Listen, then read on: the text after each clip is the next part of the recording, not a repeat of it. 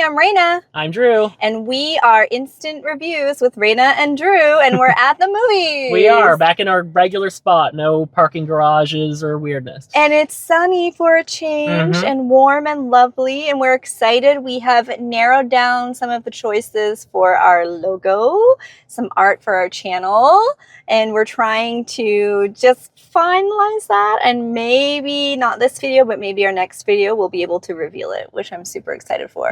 It's gonna be fun. Should be fun. And what are we seeing today? We're seeing Bring Her Back with Sally Hawkins. And who made this movie? Who do we know who made it? So it's the Philippou brothers. They are two filmmaking brothers that did the surprise breakout hit Talk to Me, which was so much better than I had expected it to be. It was genuinely scary. Yeah, actually. and harsher than I expected it to be. The headbutting scene, I was just like, ugh. Yeah, it was definitely, and they started out on YouTube, actually. They started out on YouTube as like a prank channel, like doing these silly frat boy-esque antics, and then they made one of the best debut horror movies ever. And this is getting good reviews, so it's like, wow, anyone has hidden talents if you just let them show. Yes, it's so true. And I saw some promo videos for this where they were actually playing around with special effects stuff and like pouring blood on each other and like trying to make it look like they had wounds, and they came across like frat boys. It was funny. Sally Hawkins stars in this, and Drew and I have tried really hard to avoid spoilers because it's been out for 2 weeks now. We just had a lot of movies that we had to see that were time sensitive. And even though I've avoided spoilers, I have heard nothing but praise for her in this, that she's absolutely chilling. Which is very different, because the first movie I ever saw her in was a film called Happy Go Lucky, where she plays this woman where like nothing bothers her. She's super positive, super happy. And in this, she's like the opposite. For obvious reasons, I love her in The Shape of Water. It's one of my favorite films of all time, actually. Guillermo del Toro can do no wrong in my world. I love everything he makes. I'm still trying to get Drew to watch Pinocchio, and I can't wait for Frankenstein. Yes. So he did a beautiful job with that, and she has quite the range. And the premise of this film, what I'm gleaning without spoilers, just from the trailers, is she is like a foster mom who may be a little narcissistic, or maybe have some kind of like martyr syndrome where she's like kind of getting off on the idea of taking care of people, saving people, and is trying to bring somebody back from the dead. Now, the title is Bring Her Back. Yeah. But I don't know who her is. Because she's already got, when these two new foster kids join her, there's already this kid, a little blonde boy who looks a little bit like Eleven from Stranger Things in season 1. And there's clearly something off about this child. So that's what I can glean. The description says it has to do with a ritual of some kind, and that is it. That's all I know about this movie. So my friend Angie from work, who watches our videos, so that's why I'm name dropping her. Hi, Angie. We watch a lot of the same movies. She enjoys our reviews. We often agree on things. Angie has, she gets more enjoyment than you and I do from some of the films. Like, she can find good in stuff that you and I are kind of like, bleh, like she can Until Dawn. Yeah. Well, I don't know if she saw that one, but also, you know, she's the one who warned me about the Stepsister movie and just how gorific it was. The Ugly Stepsister. I will not watch it. But she said this is one of her favorite movies of the year. It's right up there with Sinners for her, and she said that while Sinners was the better film the way it was made, that this film was more like into the horror and the scary element and more her taste when it came to horror. And Angie and I tend to be very aligned, so I feel like I will probably have a similar experience. And she didn't warn me the way she warned me about the Stepsister movie. So even though Drew and I are a bit nervous about the gore and violence in it, I feel like if Ange hasn't warned me, I'm probably going to be okay. Maybe, but I'm hearing this is pretty brutal and pretty gnarly. But again, brutal can mean different things. It could mean like emotionally brutal. I've just seen the word brutal being used by a lot of critics talking about this. So in classic Drew fashion, I've got myself a little nervous about whether I can handle it. I'm sure in a couple of minutes when we're back doing our review, I'll be like, that was fine. And I get the impression that people walk out of this movie and it's almost a bit of a heartbreak. Like, I remember Talk to Me had a really sad ending. Like, there wasn't a final girl kind of situation. Like, it was just bad shit happened. and then it ended. And I get the impression that this is kind of similar. So I'm trying to psych myself up because I'm somebody who likes a happy ending. I like things to be resolved. I don't like CGI sharks, which I think we can say now without spoiling because it's been out for a few weeks. What'd you think of that? Did you see it? Did you see the giant CGI shark? Dangerous Animals, the CGI shark. Can I say it again? CGI shark? Yeah. It would have been a much higher rating for me if that damn CGI shark hadn't been in it. It was such a pivotal moment. Anyway, still like the movie. Hope that people go see Dangerous Animals if you haven't seen it yet. CGI shark.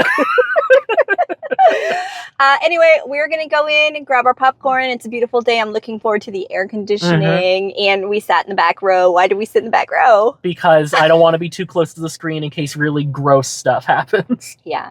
So we're off to see it, and we'll let you know our thoughts as soon as we come out of the theater. We will still do our best to avoid spoilers, even though it's been out for a few weeks. We're trying to keep that theme with the initial videos at least. And if we revisit things later, then we can talk about stuff. Yeah. But anyway, let's go to the movies. See you in a minute.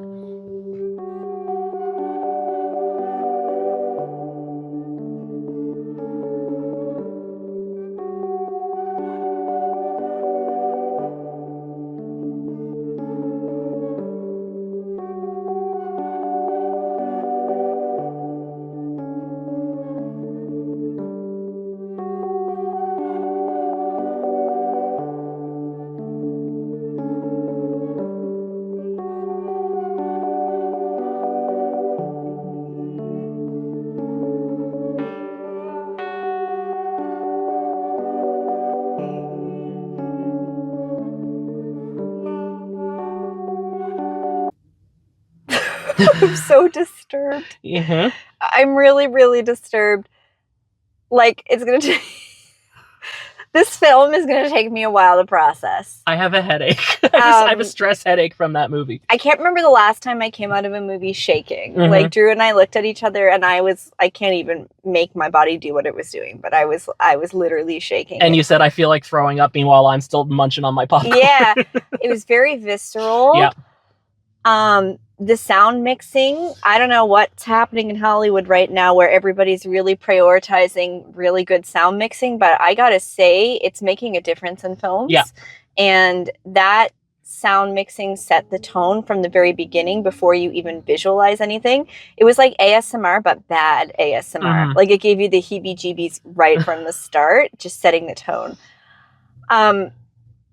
So, like, our guesses about the general plot were pretty on the nose for the most part. It's a woman trying to bring back her dead daughter. And we're not going to tell you how. No. And she's in foster care, or she's like providing foster care. Half of the horror for me came from how unsettling her character was. She's obviously very manipulative and pinning people against each other. Yeah. And I struggle with that a lot. Like, I've had some bad experiences with people like that in my life. So if you're someone who has experienced like narcissistic abuse or just really manipulative people in general, like, she's well written for that. So it could be a bit triggering for you. I think part of why it was so unsettling for me is I was able to project onto her so many nasty people I've known in life. Like, fortunately, I've never known anyone like that to my knowledge, and never experienced the kind of things that happened in that. But I found, like I said to you when the movie ended, I don't remember a horror movie villain being that well-rounded and that compelling. It's like up there with Anthony Hopkins, Hannibal Lecter, and Kathy Bates's Annie Wilkes from Misery. Yeah. I'm trying to figure out who else to compare it to, because she's not Jason Voorhees. She's not like a supernatural creature. She's just a woman. Yeah, and it was more than just the good writing, obviously, because like you think of Annie's character was written so well by Stephen King. The actress brought so much to it, right? Yeah. This is the same thing. Like, really wrote an unhinged woman very well. But I can tell that the people writing it knew what it was like to deal with a manipulator because she was written so well. And then the actress just brought so much to it. There's a lot of gaslighting. So a lot of like giving the kids a false sense of security, and then you catch her in a lie, but you're questioning your own judgment. So like a lot of that was like, for me, half of the horror was just what a good manipulator she was. And you knew, even before we knew her end game, you knew she was down to no good. You just didn't know what it was yet. And like, boundary testing. Yeah, feeling out what she can convince these kids to do and what she can convince them is the truth. And so one interesting aspect that I don't think is a spoiler, so I think we can mention it, is of the two siblings that go to live with this foster mother from hell, one of them is not entirely blind. They describe her as low vision or partially sighted. And the actress either was actually that or has incredible control over her eyes, because her eyes are not going in the same direction. And we're gonna have to look it up. Like I'm watching another show right now where the main character is partially sighted and her actress is also partially sighted. So what I'm kind of was thinking of whenever she was on screen is thinking of like Charlie Cox's Daredevil. And whenever you see him without his sunglasses on, you can actually see his eyes. You can tell that the actor has sight. Yeah. That's my one criticism of the way that Daredevil or take like played. A Quiet Place, the actress who is deaf in real life, and so they all learn. So like I'll put it as like a caption here. We'll go look it up while I'm editing the video, whether or not the actress does have low vision, but I think she must. Like, she was so brilliant at it. If she didn't, like, man, Oscar to her, but I'm pretty sure she does. But that is a very unique aspect to bring to it. And one of the things I liked about it is she says, you know, early on in the film that she doesn't like it when people baby her and she doesn't want to be treated differently. And she shows that through the whole thing, and she's quite capable. She's not helpless. You know, people underestimate her. I underestimated her. Like, you know, that was really nice. But I'm still like recovering over here. Yeah. We busted out of the movie and I think I scared a staff member who was like coming in, and I was like, "Ma!" I want to talk a little bit about the kid who played Andy, the brother, as well, because he's a very central character in this as well. And again, I don't know the age of the actor who played him, but the character is supposed to be 17, just about to turn 18. And it didn't look like some of those, you know, in the 90s, they would have like Freddie Prinze Jr. Or in Luke like his Perry. in his mid-20s playing someone who's supposed to be a high school student. I don't know if maybe he is an older actor, but he looked the right age. He had braces, and I was very impressed with his performance as well. Like they both go through so much at the hands of Sally Hawkins' character. And they do a lot of alluding to the past without spending too much time dwelling on it. You know, Drew pointed out that there's a particular part in the movie where they don't explain how it got to that point, and that's actually kind of good.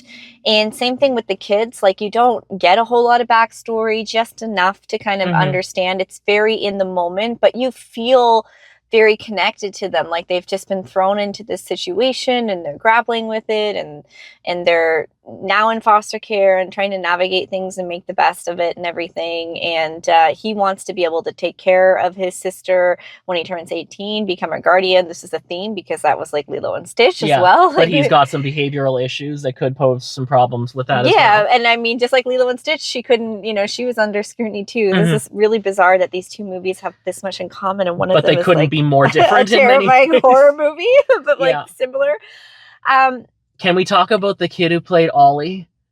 Oh my God. I think Ollie is one of the most terrifying creatures I have seen in a movie in a very long time. Like, everything Until Dawn tried to do pales in comparison to this kid who played Ollie and what that character goes through, the transformation that he goes through, and just... Well, first of all, the special effects were brilliant. Yeah. They did a lot with a little and made it very scary. You don't need a ton of CGI, like a CGI shark, to make a good movie. That's going to be our new joke. Jump the CGI shark. Yeah. The actors the kid actors are just brilliant. Like, I don't know where all this talent is coming from, because when I was growing up, like, you know, that could make or break a movie, was the kid actors. Oh, kid actors were never good. Remember the kids from Barney, like, overacting everything? This kid was brilliant and terrifying, and even just the way they shot some of the scenes. I think we should give a couple trigger warnings, though, before we get too far. Which trigger warning should we do first? Well, I'll just let you know that there is alluding to animal violence. You don't necessarily see it on screen, but it's alluded that it's happened. You see blood that is meant to be from the animals and stuff. You see animals alive in one frame and dead in another frame, kind of thing.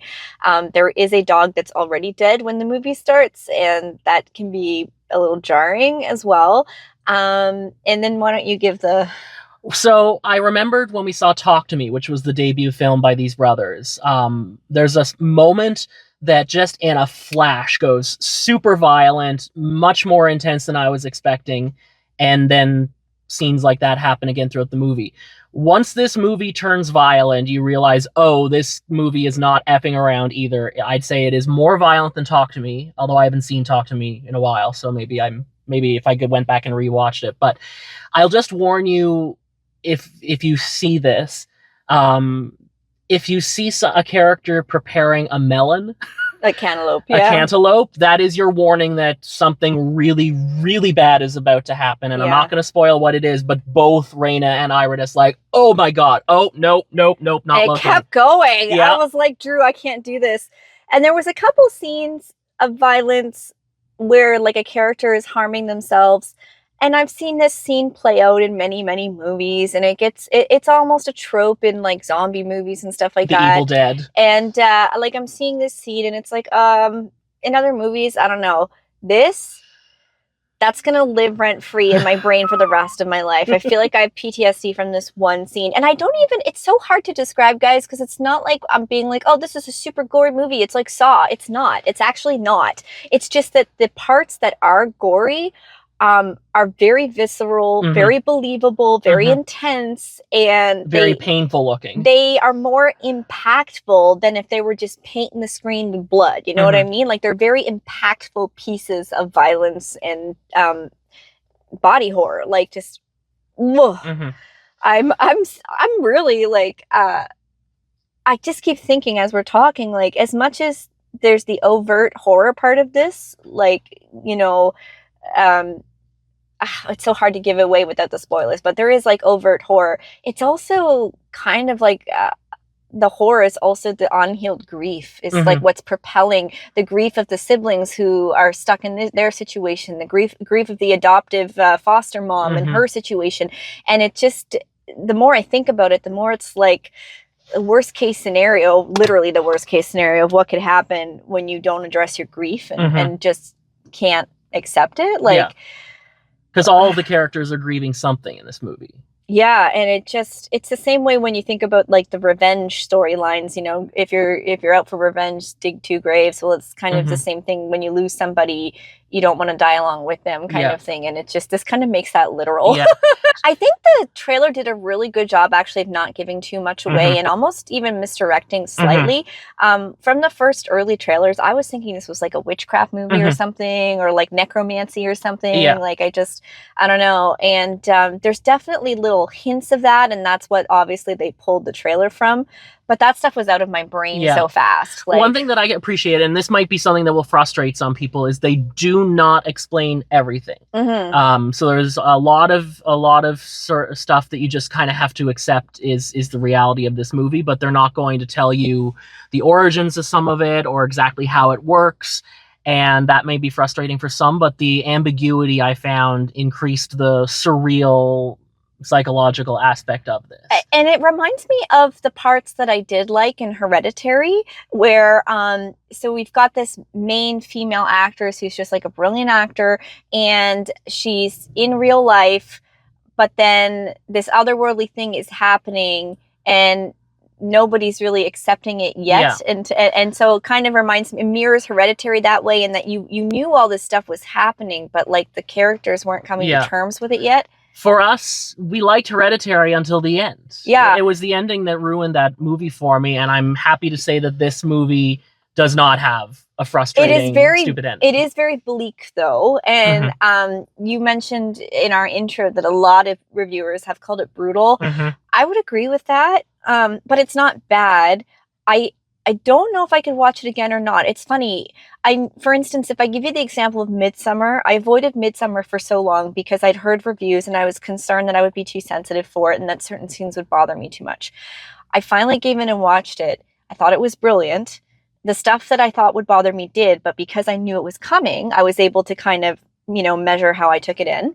And then I watched it once and I thought I'll probably never watch that again. I've probably watched it 6 times now because it is a brilliant movie. I still haven't seen it. It is a brilliant movie, and I'm sure everybody here will agree. I feel like this is going to be the same way. Like, I've got a bit of like deer in headlights with it right now, and I need to process it and think about it. But these are instant movie reviews. These are instant movie reviews. So, like, I'm probably not going to rush out and watch it within the next year, but I could see this becoming a Midsummer to me, and that it's like every once in a while I dust it off because I want to see like all the hidden details. And I do feel like they put a lot of detail into this film, and there's probably a lot of stuff that we missed just in the shock of watching it the first time. Yeah. You know what I mean? And Midsummer's like that. You see a lot of stuff in the background on the second watch that foreshadows things and ties it together. I do want to give another trigger warning, though. If violence against children is something that bothers you, this movie goes at the kids hard. And I'm hard pressed to think of another movie where the child characters are punished physically to the degree that some of the kids in this movie The one I was thinking of was with Rose the Hat. Oh, Dr. Sleep. Yeah. I was thinking of that scene with Rose the Hat and Jacob Tremblay's character. That's what I was thinking of. I won't spoil anything. I mean, you've all seen Dr. Sleep, I'm sure. But in terms of this, like, it's kind of on par. Like, when you're watching that scene with Rose the Hat and the brutality of it and just the fear and, like, knowing, like... And that was just one scene. This happens through... There's acts of violence perpetrated against children throughout this movie. So if that's something that will upset you, then this is not the movie for you. Yeah, I do think this is part of what I'm struggling with, in terms of just, I say struggling, I'm just having a reaction to this film in general. It was a brilliantly made film. It legitimately freaked me out, and that's the problem I'm having, because I watch these movies and Drew and I come out of them and it's all like, oh yeah, that was scary, but it was fun. This like scarred my soul. Like, because I actually, like, I kind of get the motivations of the mother, because if I lost my child, I don't know, I think I would have a break from reality as well.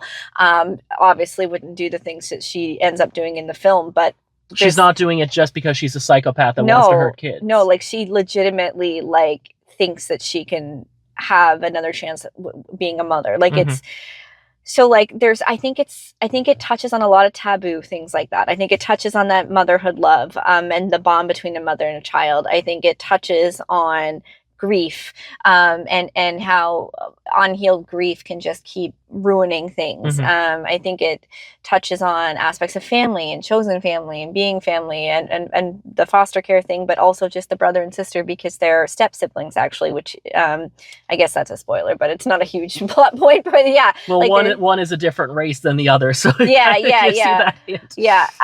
So I thought maybe she was adopted or something in the beginning. I don't know, because they didn't explain it for a while, right? So you've got all these different layers and the horror. And to me, like, Midsummer was very similar. And when we think about Talk to Me, like, it had layers, it had that theme of grief as well, because the main character had lost her mother. And like, that was her driving force behind her decision to like use the hand and everything. Yeah. And Talk to Me didn't over-explain everything either. I still don't know exactly how the hand works. I guess we're getting a sequel to Talk to Me, so maybe that'll explain it. But much like Talk to Me, this does not over-explain the lore or how it all works. One thing I'll say about both films, and I think this is probably a credit to these guys originally being YouTubers, is they're very fast-paced without making you feel rushed. So when you make YouTube videos and you're trying to do good editing and everything, you're trying to hold the audience's attention, and you know that it's a short attention and they're watching on their phones or whatever, and if you don't hold them long, they're going to scroll by. And I feel like they went into these films knowing that, because the plot is always moving, but it doesn't feel rushed. It doesn't feel bombastic either. The camera is kind of always moving, but it doesn't doesn't feel jumpy. Mhm. Like they really have their vision nailed down. And it's also stylish, but also grounded at the same time. Yeah. So like they really have their vision and their packaging kind of nailed down. And whoever did the editing on both those films did a phenomenal job. Mhm. But of course, the guys writing and directing it, they have a vision for it. Yeah. And I actually think some other filmmakers could probably take some hints from that, Mhm. because we've seen some pretty decent films recently that suffered from bad editing, Yeah. that I think could have had some better, tighter editing. I just can't believe that these two brothers who were prank YouTubers who came across as just like these very like party animal frat bro types have made two very thoughtful, very original, very compelling horror movies that sort of defy genre definition. Still have the chills, just like the bad shivers. Like, so if you had to rate it, which you do because we have a YouTube channel, what would you give this? So I understand what Ange meant now when she said it was just as good as Sinners, and that she she thought it was better in some ways. In terms of being a straight up horror, Mhm. I think it is scarier than Sinners for sure. I think it's kind of comparing them as a bit like comparing apples and oranges. Mhm. But for me, this is actually a 10. Like, this is a 10 for me. So I don't think anything could have been improved on it. I'm probably going to remember this movie until I die. And whether or not it catches on with mainstream audiences, like, I'm so thrilled that Sinners has caught on, because I was very nervous when we saw it early that it wouldn't. And I'm so thrilled it did. I don't think that's going to happen for this film 2 weeks out. I do think it is going to be a slow build, though, and it's probably going to become a cult classic. Yeah. Like, it's a brilliant, brilliant film. Yeah. And I just give that disclaimer because I gave Sinners a 10. And so I obviously, like, I don't think they're the same kind of movie, but it's in a lane of its own. And yeah, it's a 10 for me. Yeah, it's a 10 for me as well. Oh, I thought you just the way you were being, I thought you were going to be like, well, it's an 8 or a 9, but no, it's a 10 No, for me too. and again, like, I maybe would have liked a little bit more of an explainer as to what it was that she was trying to do or how she learned to do it. But at the same time, I don't need everything explained to me as long as I find it compelling. So I was like, do I bump it down to a 9 for that? I'm like, no, because I don't think that that's something that's worth reducing the rating for. It's just I think one thing might have changed, but it's still a 10 for me. I think it's almost like you would change it because you just want to know. Like, Yeah. I want to know. But then you look at Until Dawn that spent way too much time trying to make up a backstory for things that didn't quite fit and was trying to be like a call out to the game and everything. But also contradicting the game. And it kind of ruined it, right? Yeah. Like, maybe we just didn't need you to try. Yeah.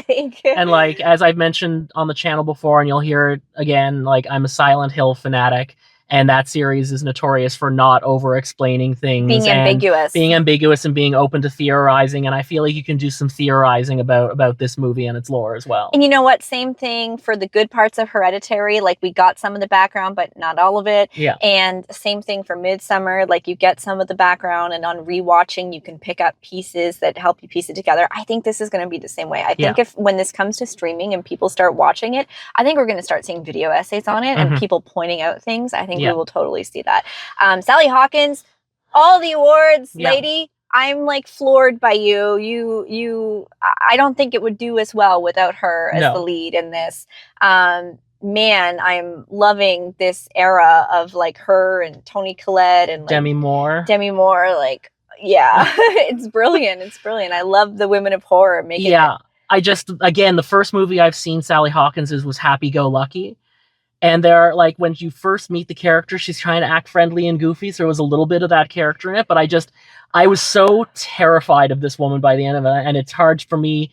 I was really able to not watch the screen and be like, that's Sally Hawkins. She became that character. So yeah, very, very good film. Yeah. But a hard watch at times. Oh my God. I need to like go home and be hugged and like get my weighted blanket and wrap it around me. So I don't know what else is coming out, Drew. I'm like drawing a blank. Like, there's a bunch of stuff I want to see, but I'm just forgetting. We want to see How to Train Your Dragon, the live action if we remake. can fit it in, for sure. And we want to see, I feel like there's a horror movie coming out very, very soon that we want to see. Yeah, so do I. I know what you did last summer, but that's not what I'm thinking of. Why can't I think of it?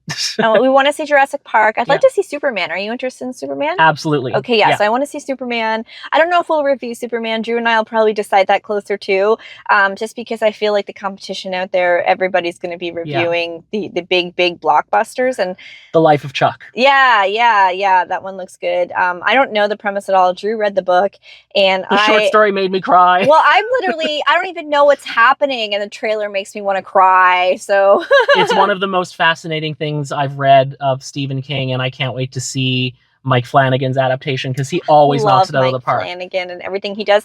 I was so annoyed that there was going to be yet another Carrie movie, and then I started reading like Mike Flanagan's vision and the people he cast, and I'm like, okay, I guess I'll watch another Carrie movie because Mike Flanagan's making it. Yeah. So we've got that on the go. We're going to try to finalize our logo up here in the next little bit, and we'll do a little video about that. Maybe our intro video, we're explaining a bit more of who we are. Yeah. And I'm just looking forward to a nice summer of seeing movies with you, my friend. Yeah. So tell them what they can do with our channel. You can like, you can share, and you can subscribe. We've kind of stalled on the subscribers, so please, if you're watching this and you like it, it really would help us out.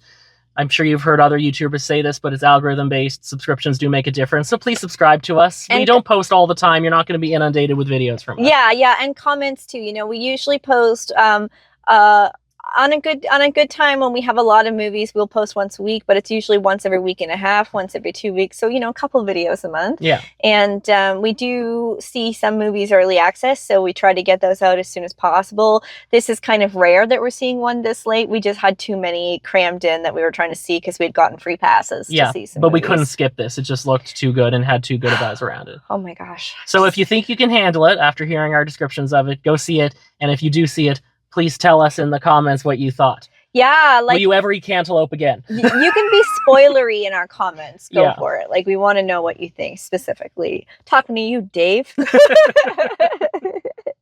All right, guys. Thanks so much, and we'll see you at the movies. Hello, fish friends. What are we seeing today? We are seeing... What are we seeing? Bring her back. Oh my god, I was gonna say, don't talk to me. And then I was gonna, like, it's talk to me? Okay, because I was thinking of that point. Let's try this again. Okay. Shit, man, I'm having a time today. Look, there's the top of your head. Okay, bloopers. People like bloopers. People do like bloopers. Okay, what are we watching? Sorry, what was it again? Bring her back. I've started ADHD meds, guys. My brain's not working. Bring her back. Okay, ask me again. Okay. Hello, I'm gonna clean the camera actually. Here we go. Blooper! Does it look better? Maybe. I think it's just the sunlight, it makes things look a little... Whoa! There. I have like a sheen of sun across me. Okay, well I'm just gonna be like holy and hold this. Okay. It's like we're on a boat. I'm on a boat now. I'm on a boat, bitch. Okay. Let's try that again. Okay.